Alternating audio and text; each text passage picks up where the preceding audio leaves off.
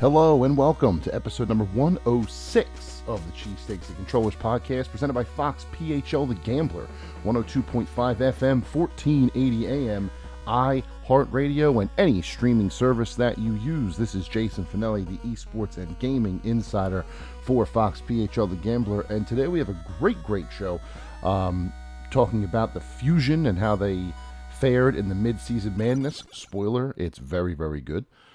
Talking about some details that dropped for probably one of the most anticipated games of the decade in Grand Theft Auto 6. And then we're going to look ahead slightly sooner and talk about a couple of games coming out in August that may not be on your radar, but totally should be. But before we do all of that, let's get into the 6 in 60 seconds. The Los Angeles Gladiators defeat the San Francisco Shock in the grand finals to win the Overwatch League's Midseason Madness tournament. Multiverses shatters fighting game records with more than 140,000 players joining the open beta on Steam alone, also reaching second on the Xbox Most Played Free Games and PlayStation Network's Most Downloaded lists. A member of all-women Valorant team Fallacy, competing in Valorant Game Changers, has been accused of allowing her boyfriend to pose as her and play in official matches. Meanwhile, PlayStation Plus's free games for the Essential tier in August are Tony Hawk's Pro Skater 1 and 2, Yakuza Like a Dragon, and Little Nightmares. Lord of the Rings Gollum has been delayed, though Daedalic Entertainment did not give a new release date in the announcement. And finally, John Cena is coming to Fortnite as part of Epic SummerSlam, a WWE Epic Games collaboration that also sees new skins come into Rocket League and Fall Guys. Those are your 6 in 60 seconds. Yes, folks, those are your news headlines for the week. Pretty cool things going on there, I would say. John Cena in Fortnite basically makes the WWE Fortnite / Epic Games crossover that I have been crowing about for a while now happen. I have thought that WWE was a natural for Fortnite as far back as Chapter 2, Season 5, when they had that big Coliseum. Obviously, at the time, it was a Roman Coliseum, so it wouldn't exactly work it wouldn't work exactly like one-to-one, but if you had converted that temporarily into a wrestling arena or something like that, I feel like there could have been some leverage. Now, obviously, they are doing this in league with SummerSlam, which is this weekend, so that works too. But some of the other, again, so they're going with some of the other Epic games as well, with Xavier Woods, The Undertaker, and Asuka in Fall Guys, and then John Cena and Roman Reigns cars in Rocket League. So pretty cool that they're finally doing this. Looking forward to more partnerships down the line. Hopefully they keep it going. But let's move on now to our first topic of the show. Let's talk about our favorite thing in the world, the Overwatch League. Midseason Madness is over. Played out all last week, as I talked about on last week's episode. Last week's, I left this episode, episode 105, impressed and content with the Fusion's performance. I said if they did any better, if they won their one match, I was happy. If they were going to win another one, that's great. But I was cool with them beating Dallas in losers round 2. They were not. They wanted to overachieve. They wanted to make a statement in the Eastern region, and they did just that, winning 3 matches in the losers bracket, getting to the top 4, the final 4 of the event, and being the team from the Eastern Conference region to go the furthest in the bracket, which is absolutely amazing. Beat Dallas 3-1, beat Florida 3-2, and then redeemed the loss in round 1 to Hangzhou by beating them in losers round 4 3-2. They were eventually knocked off by the Atlanta Reign, who were on a do better than they're supposed to run of their own, going as basically having the same sort of path that the Fusion did. Lost in their first match, went straight down to the losers bracket, and then made a huge run. Obviously, they beat us, so they got one extra win, but they did the same exact thing we did. They beat Seoul 3-2, Houston 3-1, Shanghai 3-1, which is probably the most shocking victory of them all, before taking us 3-1 as well. On the winners' side, your final two were LA Gladiators and San Francisco Shock. San Francisco knocked LA down to the losers bracket, where they met Atlanta after Atlanta defeated us. Then the Gladiators proceeded to beat Atlanta and beat San Francisco to win the entire thing, which I believe is what I said would happen. I have to go back and listen. I don't want to misappropriate my prediction here, but I do believe that I was very confident in the Los Angeles Gladiators' possibilities in the tournament. But they really, getting back to the Fusion, they absolutely overachieved in this tournament. I cannot believe that they were able to win 3 full matches in this tournament. I told you in the beginning, I was content with 1. The fact that they made it was great. They made it in the last, the second to last possible game they made it in. 1 victory was enough for me to be content, and they got it. So I was smooth. It was smooth sailing for me from then on. I would like to see some more improvement going into the Summer Showdown and the Countdown Cup, sure. But as far as Midseason Madness was concerned, I was cool. And they just kept winning, and they kept winning. That second match against Hangzhou, where they redeemed the first match, the first loss from the very beginning of the tournament, is one of the best matches of Overwatch I have ever seen, which I have not been able to say since 2020 in that match against Paris, the end of what I believe was the Summer Showdown tournament. But, I mean, both of their losers matches after Dallas were absolute bangers. Florida 3-2, Hangzhou 3-2. Both matches required basically every single thing that you could play in a full Overwatch League match. 5 maps, they did it. Both of the control maps went 2-1. Both teams went to as far as they could in the hybrids or assaults and push and stuff like that. It was just amazing to watch. I don't know how or what the Fusion has figured out when it comes to the push maps, but I feel like every single time I watch them on a push map, usually in New Queen Street, but they also do pretty good in the others, they just dominate. They're just crushing in push. I don't know why. Again, I don't know what they like about that mode so much, and it's not like they're giving the game away. It's not like they're dominating from the start either. They've had slow starts in these push maps, but they have come back in a big way. They're really taking to this new format, which is cool. And also, too, they were winning some things that I have noticed that they struggle with from time to time, like Lijiang Tower Control. They were having some better moments in. Same with Oasis. They were dominant in 2 straight games in Kings Row, some of the most dominant play I've ever seen from them in their 5 years in the Kings Row hybrid maps. Just very, very, very good upside. So where do we go from here? What is next for the Fusion after what has been a very successful turn in the Midseason Madness? Granted, they didn't win. I mean, there's no getting around that. They did not win. But the fact that they were able to do what they did is still very, very impressive. So if we're looking ahead to the Summer Showdown qualifiers, which begin on August the 11th, the Overwatch League is off until August 11th. It's their first day back, 3 p.m. Eastern Time with Western stuff.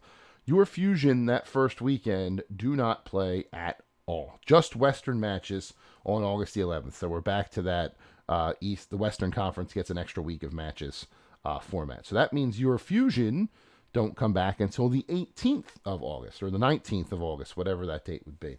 Looks like the schedule for that week is Saturday, August the 20th at 9 in the morning. So the late game, quote unquote, for the Eastern region. Philadelphia takes on the LA Valiant. And then Sunday at 7:30, the second game of 2, there's only 2, that Sunday, the Fusion take on the Chengdu Hunters. They have 2 matches on the weekend of the 19th, the 20th, and the 21st. Those are their first matches in the Summer Showdown qualifiers. Their second set of matches is the following weekend. We're looking at Saturday, August 27th, 9 a.m. Again, the latest game. I appreciate that. Against the Shanghai Dragons. And then 6 a.m. Sunday, August 28th. What they giveth, they taketh away. Being 6 a.m. against the Guangzhou Charge.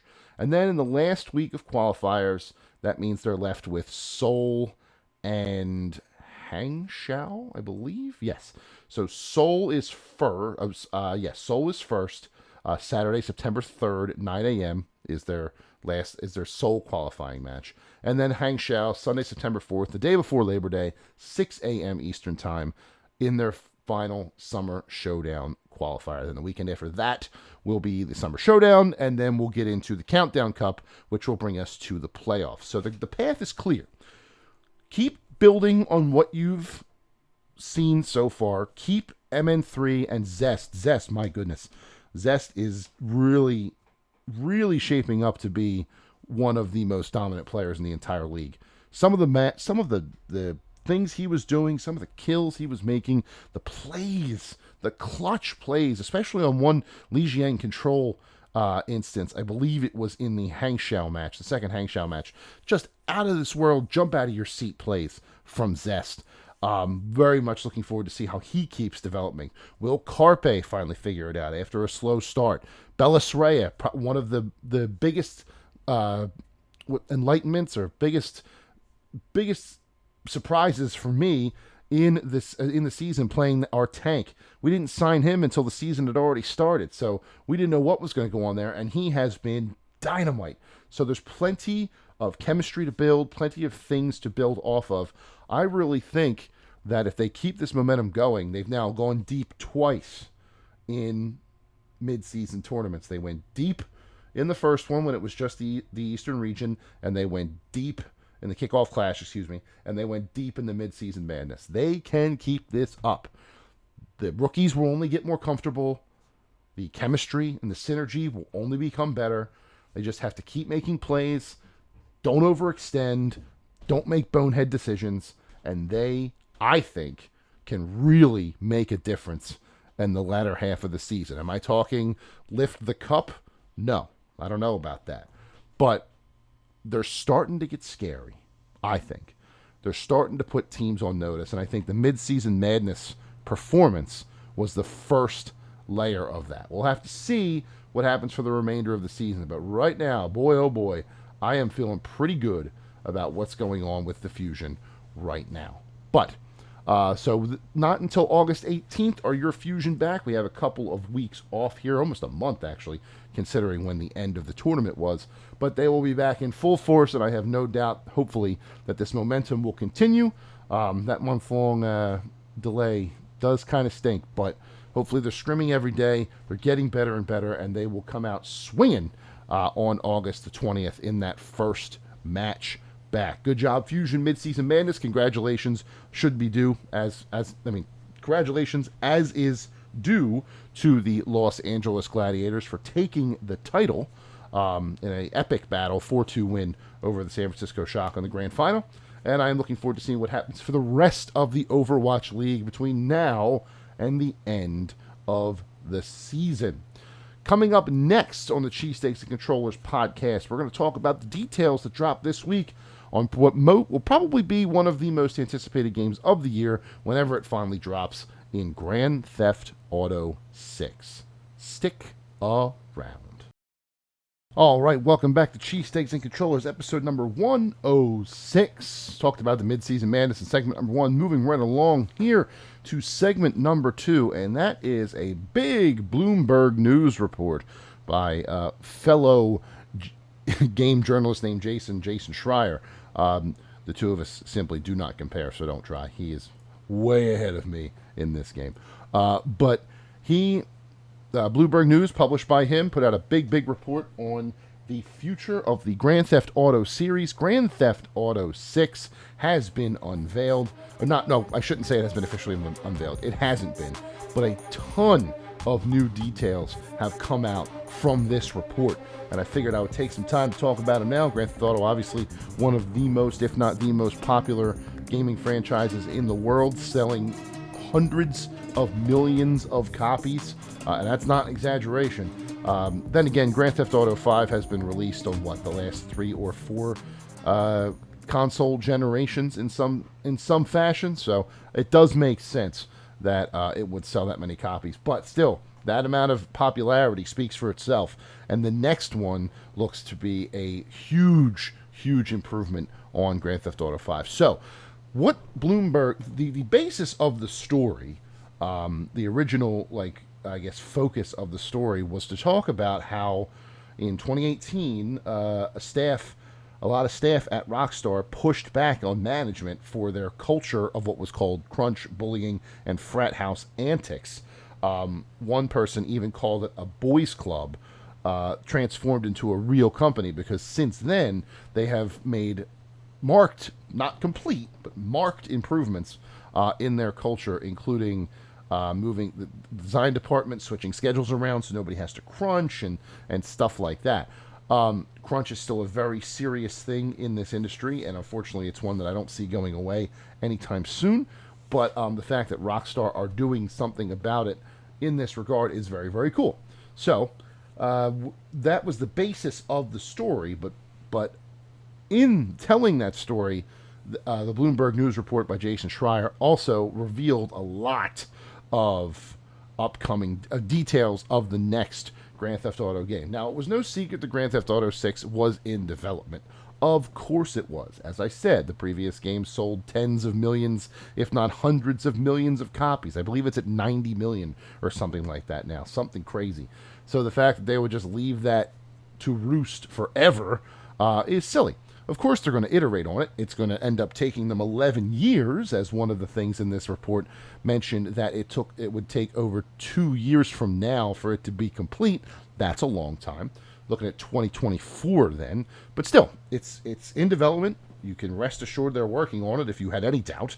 And there's still some things that we can glean from this report based on the information that Jason Schreier reported. So the big thing is, 2 leads this time, not 3, 2 leads this time, and one of them will be what is, in my memory, I could be misremembering, but I'm pretty sure, definitely in the mainline games, the first ever female protagonist in Grand Theft Auto history. She'll be a woman of Latina descent, Latina background, and the 2 leading characters in the game will be in a story influenced by Bonnie and Clyde. A very, heist sort of story. Now, there was a rumor going around that the 2 of them would be twins. Like, you would flash back and see their parents, killed by the cartels, and then it would flash forward. And in that original rumor, the boy twin rose through the ranks of the Grand Theft Auto universe equivalent of the DEA, and became a DOA, I believe it's called, and became part of their drug enforcement squad, whereas the female twin decided to take out the cartel from within and rose through the ranks there to become a prominent hit woman. I'm not sure if that's where the story still is now. The being influenced by Bonnie and Clyde, I don't remember Bonnie and Clyde having anything like that going on. I could be wrong though. It's been a long time since I looked at anything Bonnie and Clyde, but the story is said to be influenced by that Bonnie and Clyde story, with a female protagonist, which is also very, very cool. First time in the series for that, so that's exciting to look forward to. The report also suggests, and this is coming from the news hit by Eddie McCouch at GameSpot, that the original plan for GTA 6 was for it to be more vast in size than any Grand Theft Auto game beforehand, with an early design pointing to a map that covered large areas in both North and South America, which then earned the project its code name, Project Americas. However, because of the aforementioned staff pushback and revolt against crunch and mandatory overtimes and things like that, they decided to bring it back to just one city in particular, which is the Grand Theft Auto's version of Miami. So we're going back to Vice City, which is very, very cool. And the surrounding neighborhoods around Vice City. So think of how Grand Theft Auto 5 took the area from San Andreas and built upon that foundation, letting you go all the way up into the country and stuff like that. So this map will be similar. It will be Miami and its surrounding areas. Now, I don't know if you'll be able to do things like go down to Key West if we're talking about the real world comparisons. Going from Miami to Key West might be interesting, whatever they would call Key West in this game. But, that 2-hour drive on that little stretch of land might be an interesting way to fill some time. But I don't know what they have. There's nothing, no details have been confirmed by Rockstar. This is all just things that Bloomberg and Jason Schreier had heard. I'm just prognosticating about that. Now, again, while the Miami map may be smaller than that original concept that I mentioned, and again, this is from the GameSpot coverage, it is still expected to be very big and very significant in size, and that the game will also have more interior locations than past Grand Theft Auto games. So more stores, more houses, more banks, more industry buildings, more office buildings, things like that. You'll be going inside buildings more than you did in previous Grand Theft Auto games, which makes sense. There were a lot of things that took place inside buildings in the fifth one. I imagine the sixth one will add more than that. And also, it's more natural to have everything happening. Or if you want to have everything happening organically, you need to give us the opportunity to go into these buildings and make things happen. It's not like you can't just drive up to a door and then watch a cutscene happen. That's very, that approach is outdated. Now, with games like God of War, where it's one shot, we are in all the action, everything's in real time, allowing us to, get out of the car, open the door, go upstairs, and actually talk to the people that are giving us missions is better. So I like that I'm here. I like that I'm hearing that there's more interior locations coming than in past Grand Theft Auto games. I think that will be a good touch. The report also says that Rockstar's developers are taking care not to, quote, punch down with jokes about marginalized groups, which obviously would be a change from previous games. They have made those jokes a lot before. And another interesting wrinkle of this was that in 2020, there was a multiplayer mode coming to Grand Theft Auto Online that the team decided to to cancel in wake of the George Floyd situation, the murder of George Floyd and protests and so on. There was a piece of content planned called Cops and Crooks, sounds like Cops and Robbers, but inside the world of Grand Theft Auto, that was shelved immediately after the George Floyd protests because it was coming into fruition while that was happening. So the mode was apparently supposed to be a twist on the Cops and Robbers children's game, which would organize players into good guys and bad guys, which, has its own problems. Just sounds kind of, simplistic, but at the same time, especially in that particular environment with George Floyd and all the protests and everything else. But the fact that this mode was canned or was shelved due to that is a good response, I think. If they had come out with something like that around when George Floyd was happening, the whole protest thing was happening, they would have gotten absolutely skewered. So it's good that they had the foresight or the wherewithal to know that backlash would have been coming and back off, as opposed to stubbornly going forward and then running into the buzzsaw that is the court of public opinion when you decide to capitalize on something like that in such a mistimed fashion. So good to hear that they did that. Does that mean that the Cops and Crooks will be gone forever? Probably from this version of GTA Online, yes. I don't think something they would ever go back to, because I don't think that the environment is where it needs to be at the moment. So there's more work that needs to be done, and I don't see them, if they've already made a decision to shelve it, I don't see them taking it off the shelves anytime soon. So it makes sense that would still be waiting. So what do I want, or what do I think is going to happen in Grand Theft Auto 6? Obviously there's going to be some sort of dynamic where you're playing with a sibling, whether it's a twin or what have you. Whether you'll get to switch between the two has not been confirmed yet. I'd be fine with that. I thought switching in Grand Theft Auto 5 was one of the coolest things, partly because, it let the story play out organically between the three different characters, and also you never knew what you were going to be walking in on, for lack of a better term, when you switched from one character to another. Switching to Trevor was always a risky switch because you didn't know where he would be, what he would be doing, how many pieces of clothing he would have lost. A lot of opening up to Trevor in his underwear in that game. But I love that dynamic. I love just being able to switch between the three characters at will. They're all living separate lives until they come together in the missions, and you can drop in on them anytime. That was really, really cool. I would love to see something like this in Grand Theft Auto 6 between these two siblings, if that is the route the game is going to go. Although I think they could do more with it. You could put that sort of switch like in real time in a mission where you have to do something as one player or as one character, and then continually go back and fend off enemies or solve puzzles as the other character. I think that huge potential there, and I'm sure that the developers, if any developer were to listen to this, they would be like, yeah, no duh, dummy, of course we're thinking about doing that. What kind of morons do you take us for? But, yeah, which is, fair. But I think that there is a lot of potential in that, and I think there is a lot of potential in giving Grand Theft Auto fans a female protagonist. Long overdue. That's not to say that there haven't been heroic female characters in Grand Theft Auto in the past.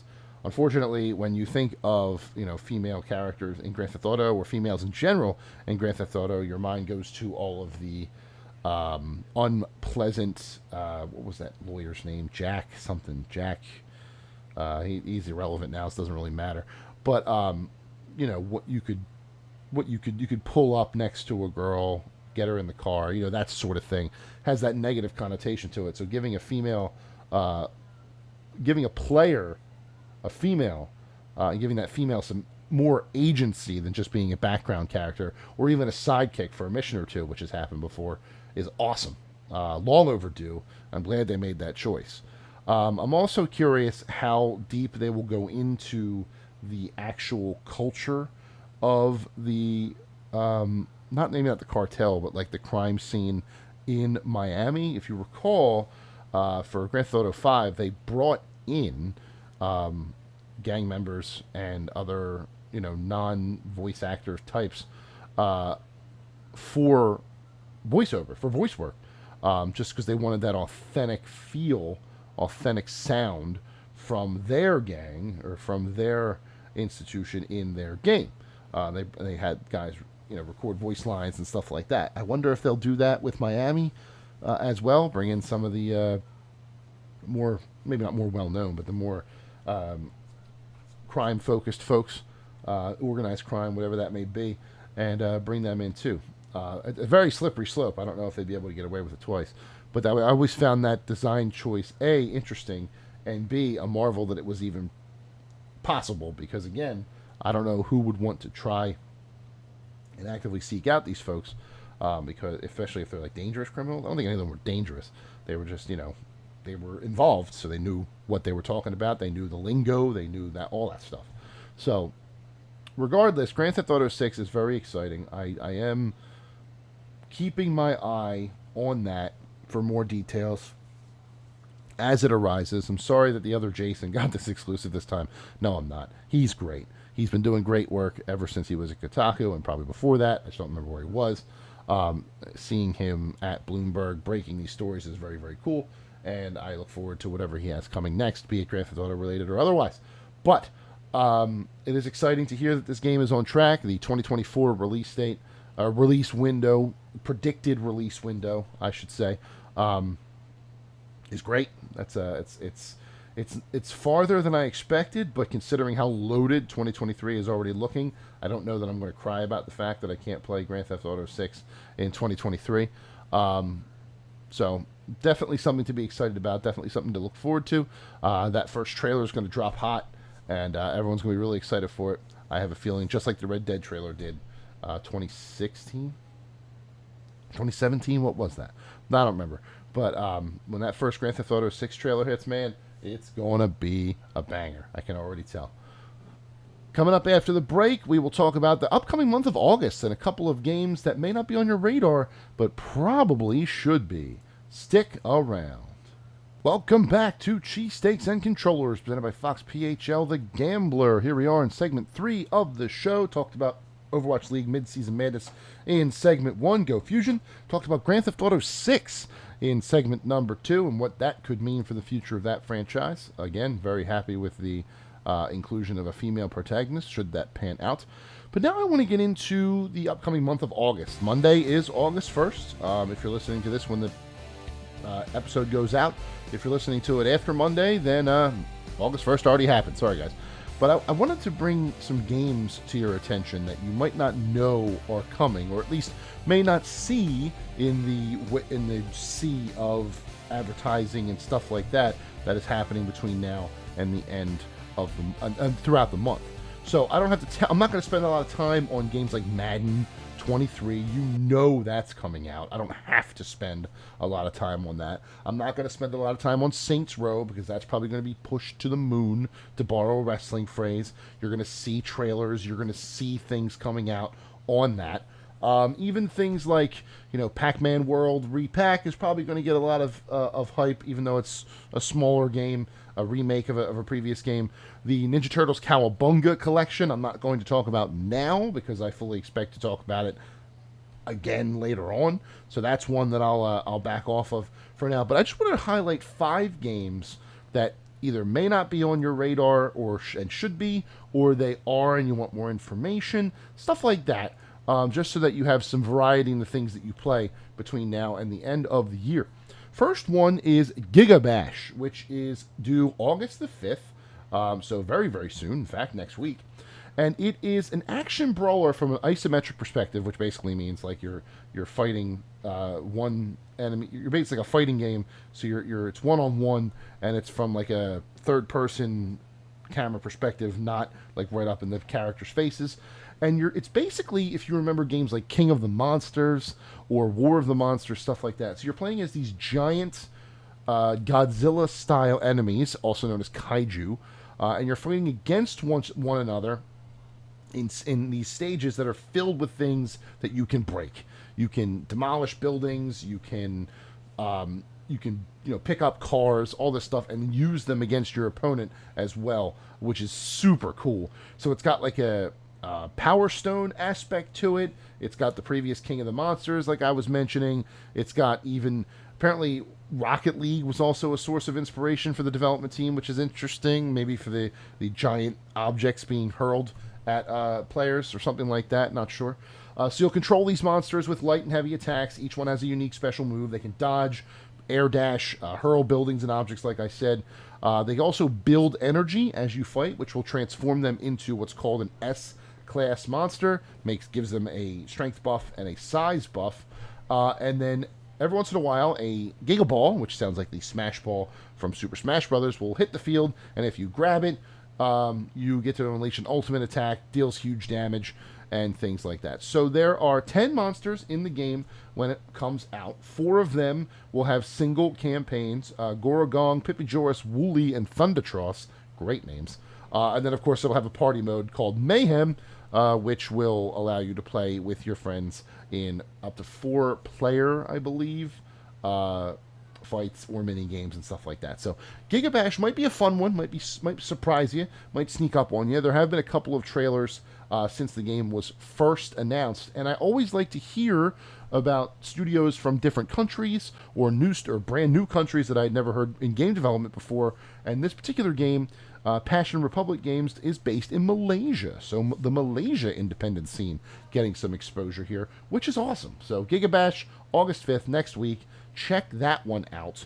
I have a feeling that if you just like silly action with big monsters, you're going to have fun. So check that out next week. Moving on a week later to August 11th, actually 2 items on the August 11th docket. The first one is Cult of the Lamb, the next game to be published by Devolver Digital, this one being developed by Massive Monster.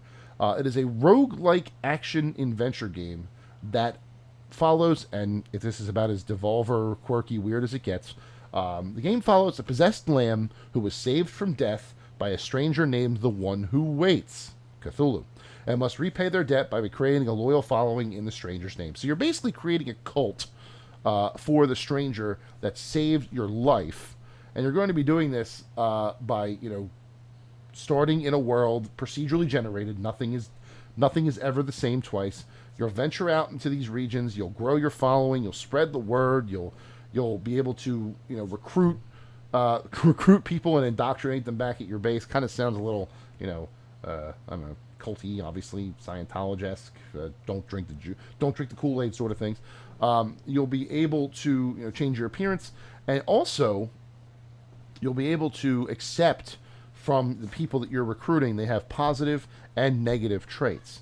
Both of those will affect the rest of the cult, and you kind of have to manage them while bringing in new people, and also assign them tasks like gathering resources, just worshiping the cult, and stuff like that. You can build structures for the cult's base, which makes them grow, and you can upgrade and stuff like that. So your classic roguelike with this weird cult twist that I feel like could be a very interesting sort of game.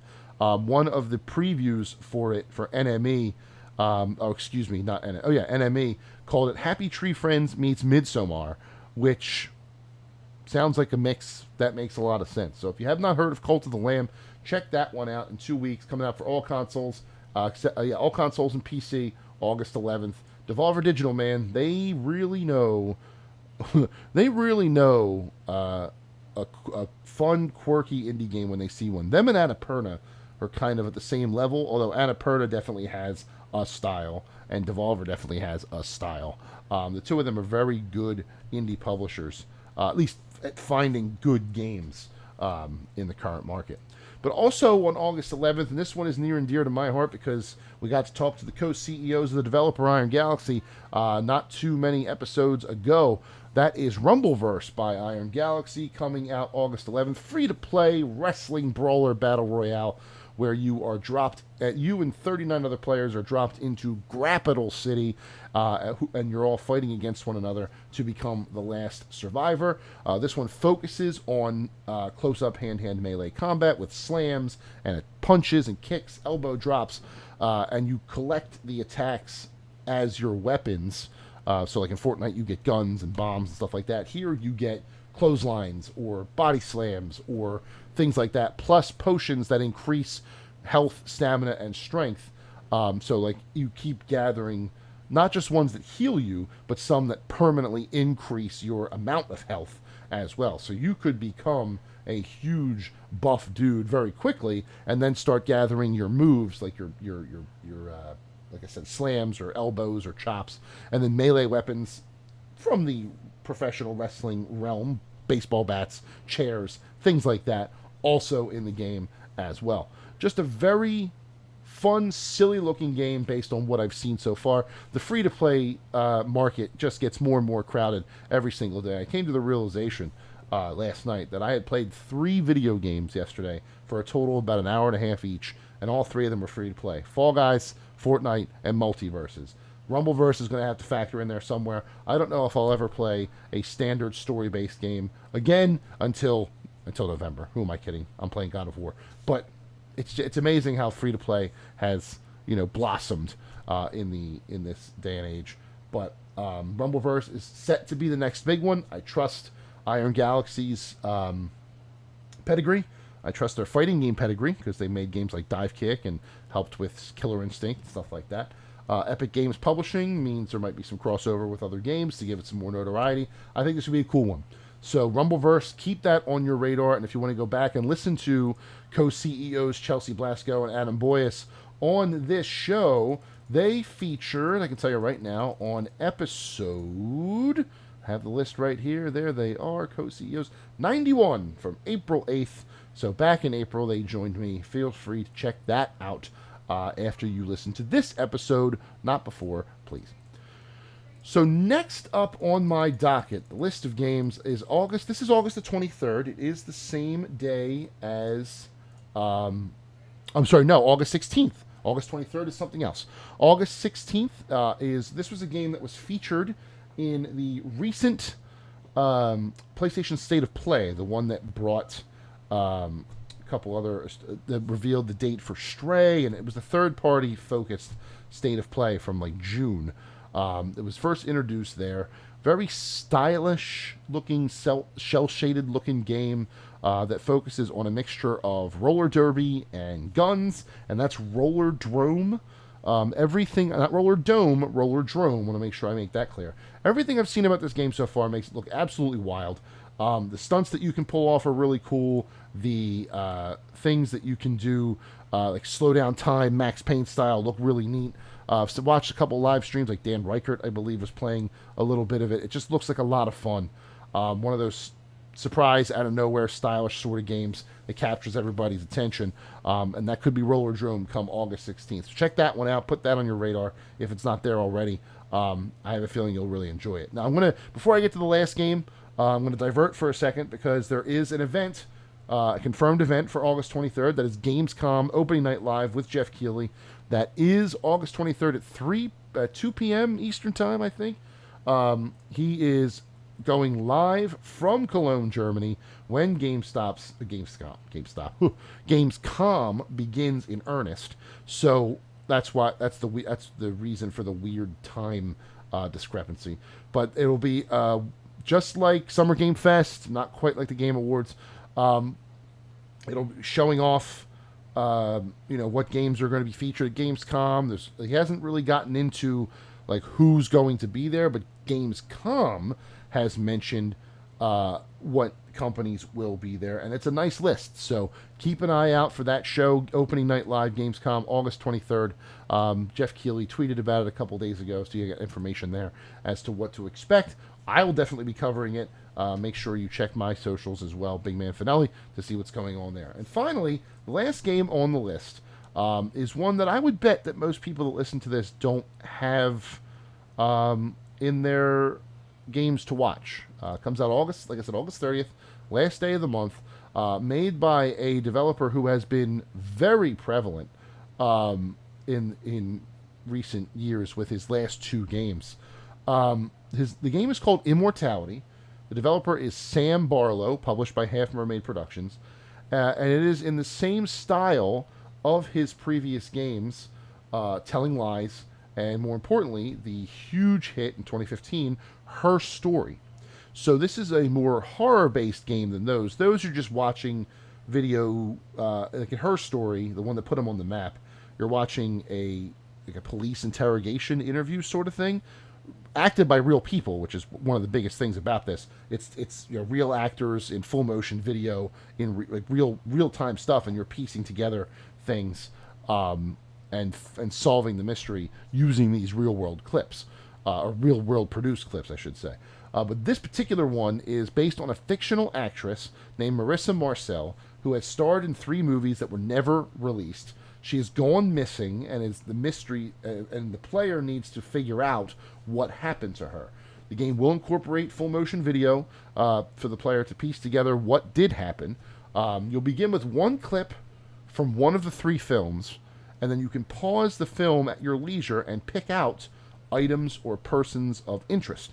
And then you'll build your portfolio of clues and things to ask and stuff like that from there. There will be clips, all other clips from the 3 films. So you'll have, at the end of it, 3 full fictional feature-length films to look at clues from, plus footage from behind the scenes and television and interview clips that will let you get even more people to try and figure out what happened here. Just a very cool take on the mystery genre, plus the use of full motion video gives it like a real edge, like a more authentic or realistic edge. Definitely one that I would keep an eye on if you like cool mysteries like that. That's Xbox, PC, and mobile through the Netflix app. I don't know if you know that Netflix allows you to download games through the app on your phone, but it will be there as well. Check that out. I think it's going to be a really good one. As long as the mystery is good and the story is told well and solving the mystery is done good, like it was in Her Story. Not that Telling Lies wasn't good, but Her Story was better, I think. So if Immortality can reach the Her Story level, it's going to be a great game. So keep Immortality on your list as well. And with that, we are at the end of episode 106 of the Cheesesteaks and Controllers podcast, presented by Fox PHL The Gambler, 102.5 FM, 1480 AM, and iHeartRadio. My name is Jason Finale. I am the esports and gaming insider for Fox PHL The Gambler. And as I say every week, if you are listening to these words being spoken right now, that means you have made it to the end of the show, and I am ultra appreciative, forever grateful that you have. I look forward to sharing next week's episode with you, the EVO preview show, with two of my fellow Games Media members who will also be competing at EVO 2022, joining the show to talk about the biggest fighting game event of the year. It is back. It is better than ever. It is live in Las Vegas. I am infinitely jealous that I can't make it this year, but I am very much looking forward to talking with them about their pursuits, what games are going to be playing, what things they're looking forward to, so on and so forth. So catch that next week in episode 107. But until then, I hope you have a fantastic weekend. I hope you have an even better week right behind it. And I will be back again next time with more of all the video games and esports news you can handle here on Cheesesteaks and Controllers. Goodbye.